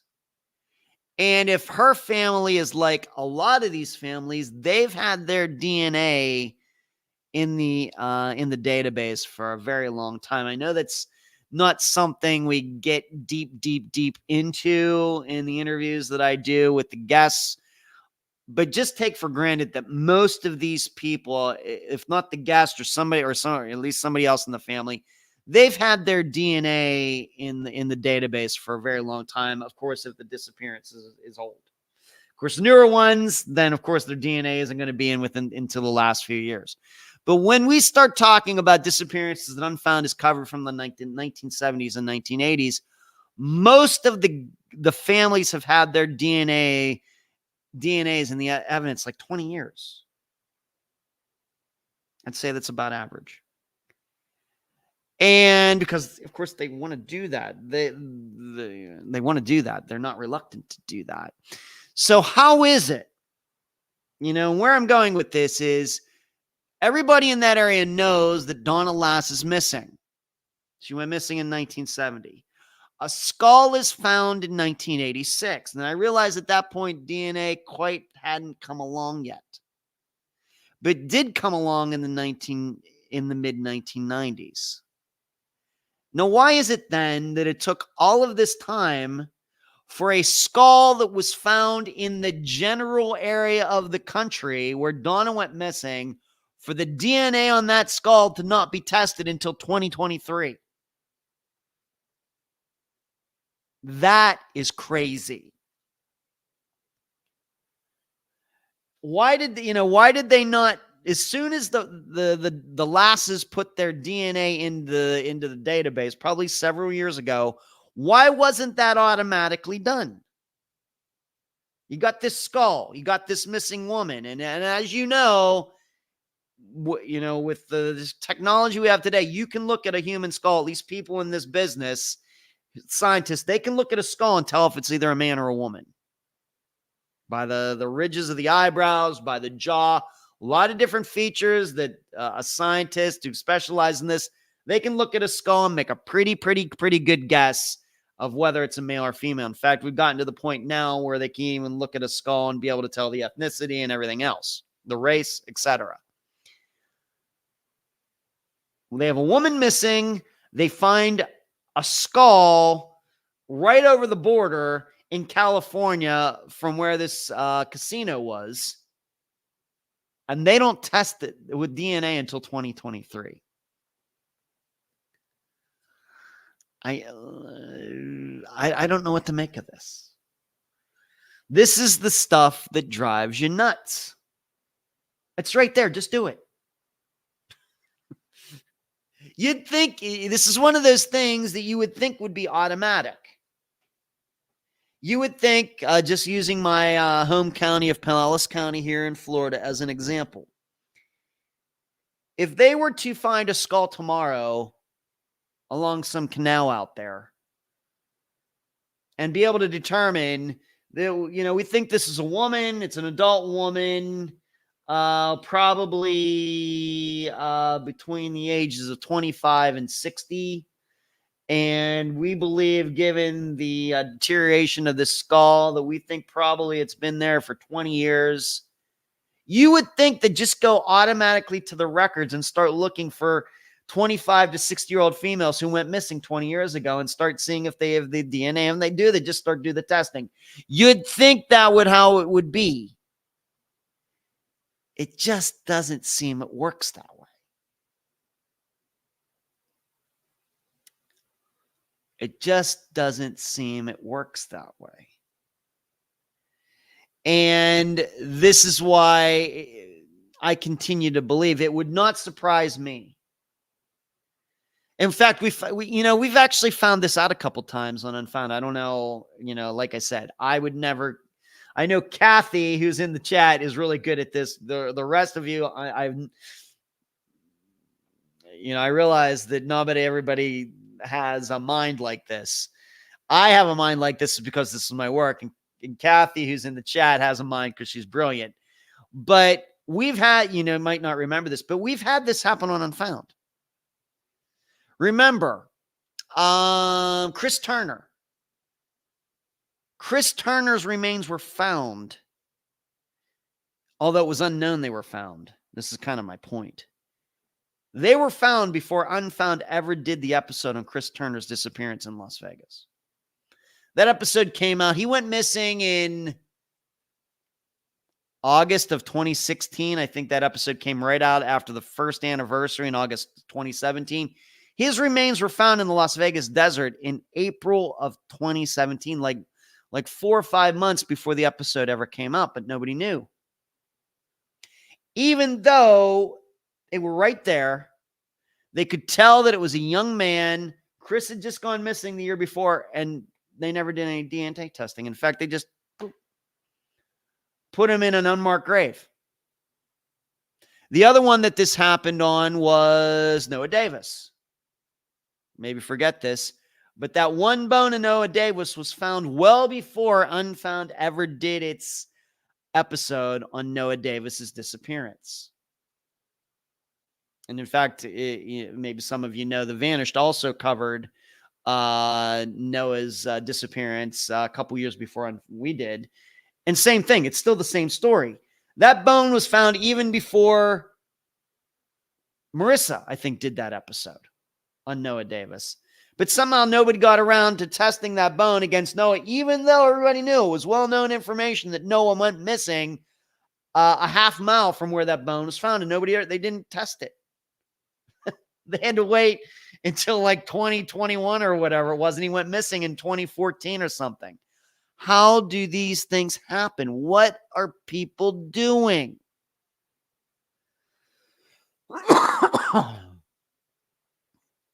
And I have to believe this is going to happen again. In fact, I almost can guarantee that some of the disappearances that Unfound covered in 2023, the remains have already been found. We just don't know it yet because nobody's done any DNA testing yet. That would not surprise me at all. That would not surprise me at all. So here's an example of this where this family could have known years ago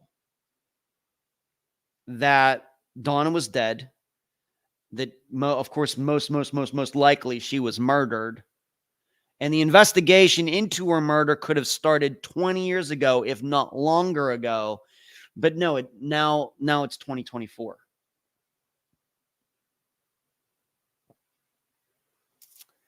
I just don't get it. That's why I know sometimes these guests, when they end up talking to me for the first time, and I still run into this, I can't necessarily blame these people. At least here in the United States, we're very deferential, at least most people are, to law enforcement, and especially these people want to believe that the police, are doing their best, and they're doing everything they can, and I have to come along and tell them, no, they're not. I hate to depress you. I hate to make you feel bad, but that's not what they're doing. I'm not saying they're avoiding it. I'm not saying they have anything personally against you. I'm not saying that they have something against missing persons cases necessarily. I'm not necessarily saying they're lazy or anything. I'm just saying they're not doing what they should be doing. And you probably shouldn't listen to them. Then you're probably going to have to do things yourself. The problem, of course, you can't do DNA testing on your own. They're the ones that have the remains. You don't. But those are the facts. It's just another example of this. See what everybody's saying here. I think I got some responses.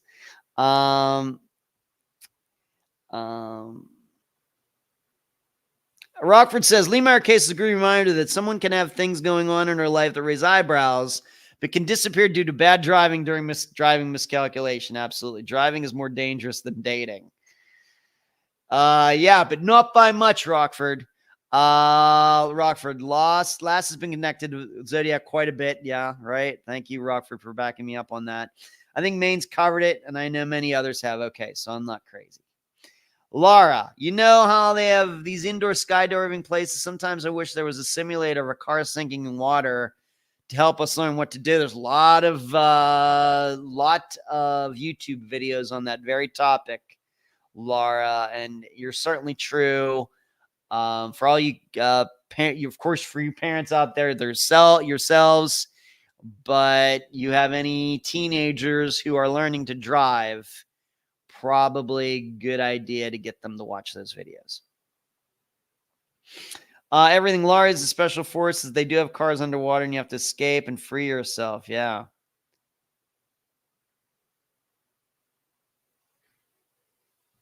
Laurie says there's rape kits that old that haven't been tested. Yep. I've heard about the backlog on that too, Laurie, sorry.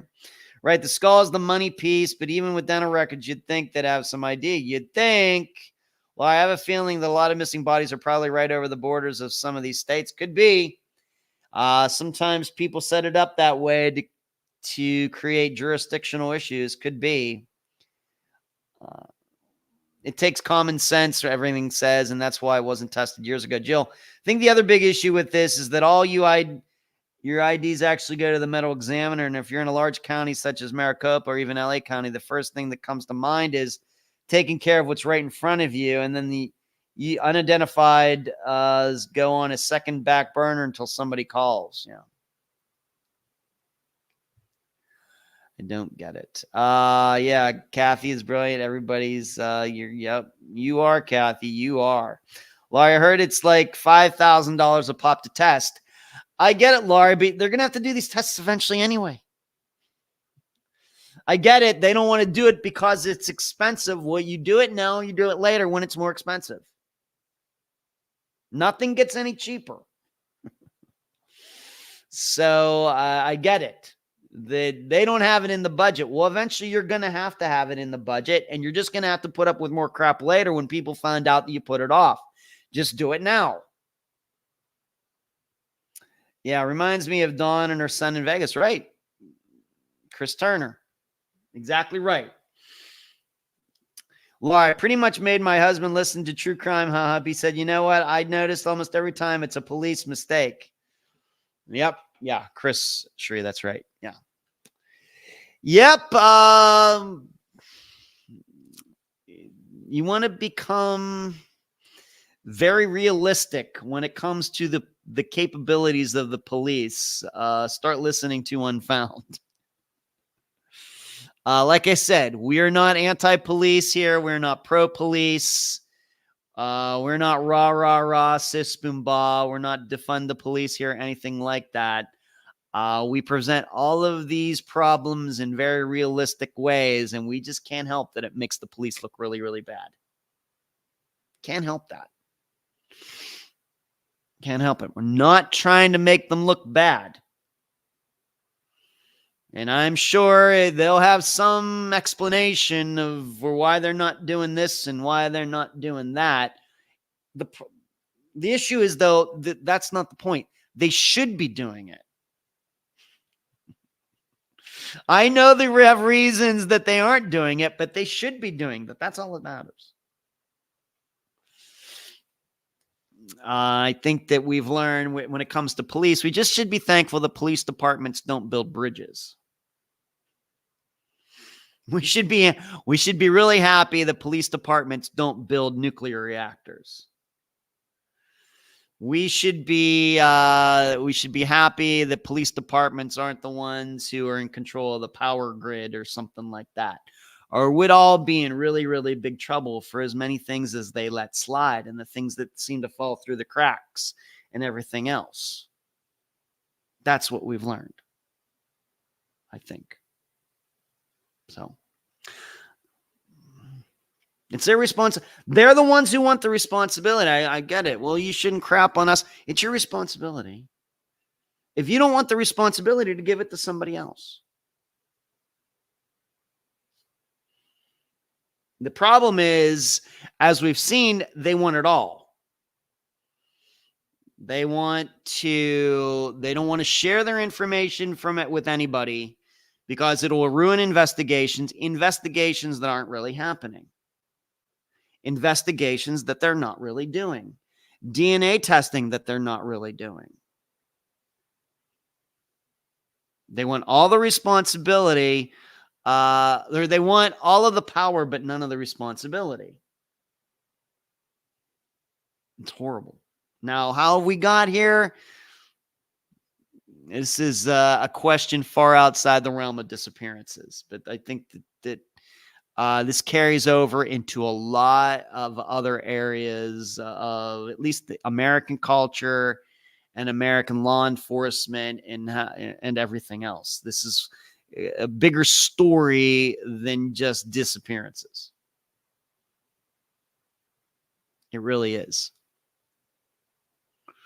And maybe a few months ago, maybe longer than that ago, got in a mood while I was writing the Patreon blog, and I got right to the core of why this is going on, but I really don't want to air any of that here for now. But here we go. Why does it take so long? Had her skull for all these years, since 1986. It doesn't get tested till 2023, even though they've surely had her family's DNA for the last 20 years. I don't know.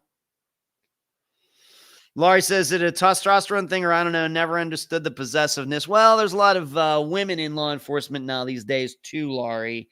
There's a lot of blame to go along between all genders. I think it's an institutional thing. And if I can say this, we have the way that our educational system and what we would call the capitalist system in the United States and all of it put together, I don't think we get the best and brightest going into law enforcement.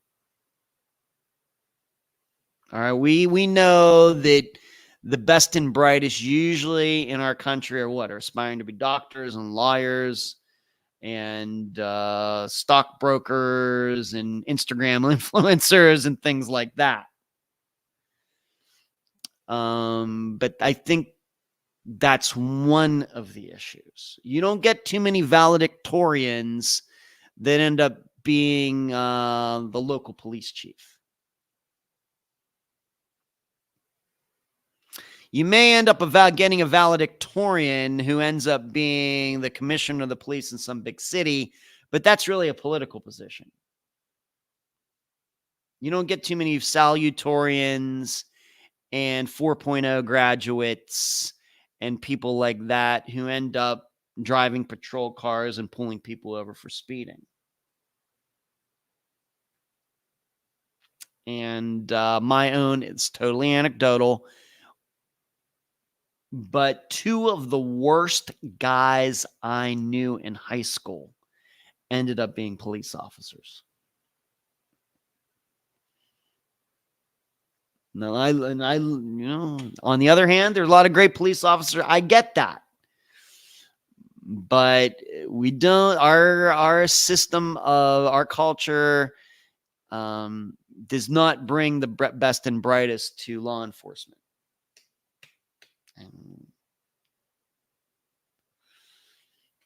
There, I said it. Okay, that's all I want to say. All right, moving on. So that's Donna Lass, and thank you for backing me up on that, Rockford. I'm not crazy to think that the Zodiac killer has been connected. All right, one more story. Once again, a disappearance of a different type that has been solved. Fugitive found dead.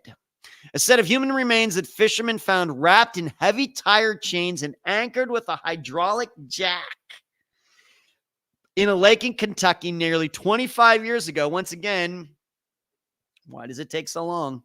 Has been identified as belonging to an FBI fugitive, state police have revealed.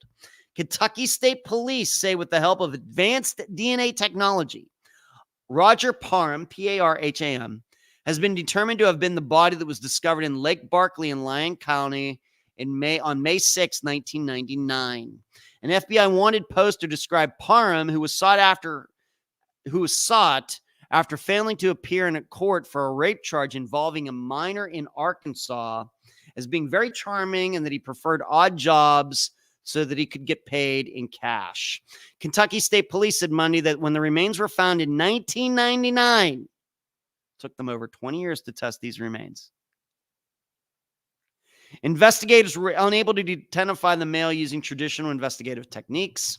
In 2016, the body of the victim was exhumed in hopes that further examinations would help make an identification.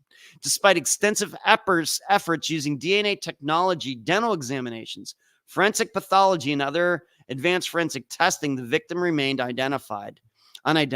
However, earlier this year, state police say they began working with Othram. We know Othram, a private lab specializing in forensic genealogy. A partnership with NamUs and Othram allowed for advanced genealogy DNA testing of the remains. Through this testing, a relative of the unidentified person was located, which allowed investigators to identify the remains as Roger Parham. Officials say due to the suspicious circumstances surrounding how Parham's remains were found, his death is now being investigated as a homicide. Parham's exact cause of death remains unknown. On November 21st, 1998, Roger Parham was arrested for rape involving a minor. He was subsequently released on bond with conditions by the Circuit Court of Sebastian County, Arkansas, Fort Smith District. The FBI said Parham's bond was revoked after he failed to appear on the charge of rape. So I guess what makes the most sense is that he raped this minor, got out, and what makes, of course, the most sense, I don't know if there's any proof of this, that maybe this miner's family tracked Roger Parham down and exacted some vigilante justice on him. And instead of doing it in Arkansas where this happened, they took him over the border to Kentucky and put him in this body of water, hoping that he would never be found. Now, they didn't do a very good job of it because he really couldn't follow the dates in there. He was arrested in November of 1998 in Arkansas, but he was found very quickly, only 6 months later, May of 1999, in Kentucky. So whoever drowned him did not drown him in deep enough water that he couldn't be found.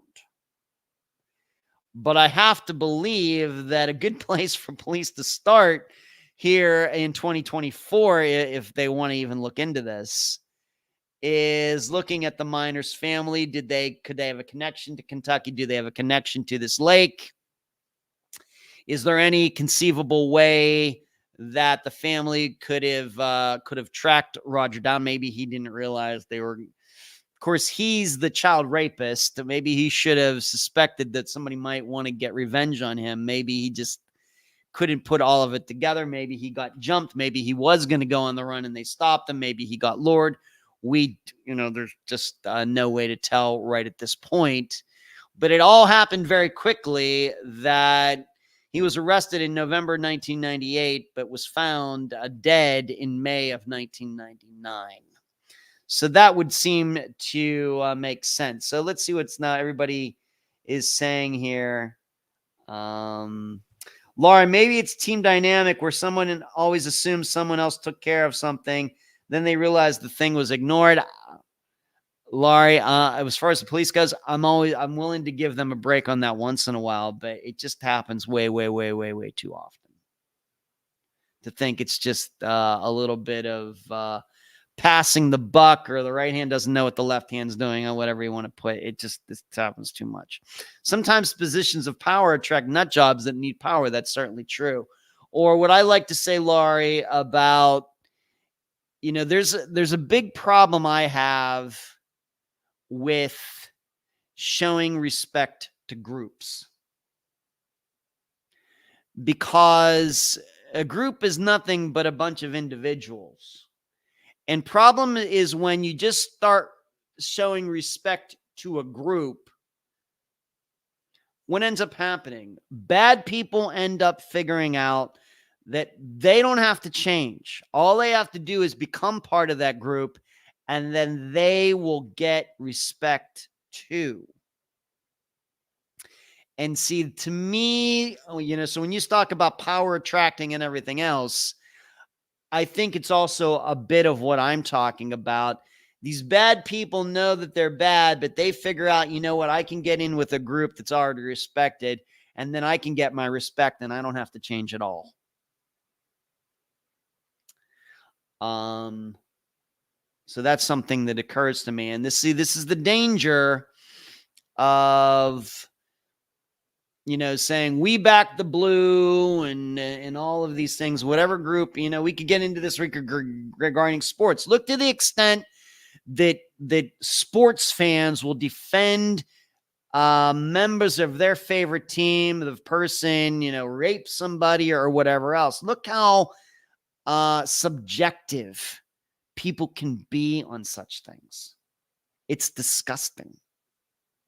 This is the kind of thing that I'm talking about. So I think some of that is certainly in play. It's a lot of things put together. It's not any one thing, but it's a lot of different things. The way people choose to do what they do with their lives. I'm only speaking for my country in the United States. And this weird respect we just show for groups because a group exists, and how we become very subjective when we do respect a group, and then we find out that there are bad members within that group, and then we start making excuses because we don't want to look stupid, and it's like a damage to our own ego, even though we had nothing to do with it. It's also bizarre to me. I don't get it. And I have to admit, I used to be like that. And then I woke up one day and I said, this is weird. So I don't know. That's what I was thinking. Daddy took care of him. Yeah, regarding the Roger Parham. Yeah, Rockford, we just got done lamenting police indifference, but here's one investigation. I'm hoping they choose to sit out. All right, so Rockford, good one, Rockford. So we're hoping that Roger Parham's murder is never solved. Okay, I suppose I can live with that. And Laurie, excellent point. And Lisa, thank you for getting in here near the end with that super chat contribution. Thank you so much, Lisa. And with that, we are done for tonight. That is the live show for January 1st, 2024. I got through it pretty well. I feel pretty good. My voice feels pretty good. This Friday is update episode number 16, as I've already mentioned. I don't know how long that episode is going to go. Not a lot of disappearances to talk about, but it seems to me there's a lot to talk about with the disappearances that are going to be covered. So we'll see. So, there you go. I thank you once again for tuning in tonight. We had a really good showing of people tonight to start off 2024. Please remember before you go to hit the thumbs up button, give this podcast a nice review, the Unfound Live podcast a nice review on whatever app you're using on iTunes or wherever else. And you'll hear no one but me this Friday for update episode number 16. So that's all I got. Thank you so much. And I still only feel about 85% good. I'm just happy I got through these 2 hours. Thank you for being here tonight. And let's make 2024 a great year. 2023 was a great year for Unfound. Let's make 2024 even better. Good night, everyone. Keep your heads on swivels. And Charlie, say hi to the kids for me. Good night.